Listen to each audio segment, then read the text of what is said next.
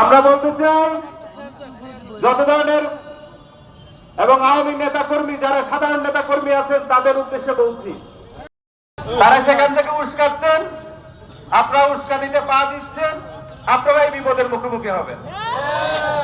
তারা ওখানে আরামায়েশ করবে আর আপনারা এখানে বসে বসে জেলের ঘানি টানবেন কেন?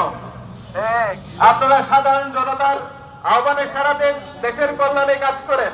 সংগ্রামী বিক্ষুব্ধ ছাত্র জনতা আজকে এই বিক্ষোভ সমাবেশে এখন বক্তব্য রাখবেন জাতীয় নাগরিক কমিটি একটা দাবি নিয়ে সামনে আসছে। সেটা হচ্ছে যে আমরা যখন রাষ্ট্রকে একটা নতুন ধারায় সুন্দর করে সামনে এগিয়ে দিতে চাচ্ছি, তখন বারবার আমাদেরকে বাধা দেওয়া হচ্ছে।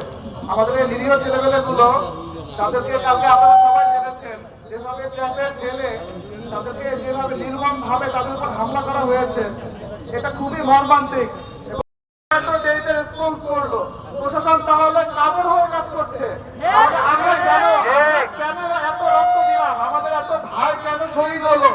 এতগুলো মানুষ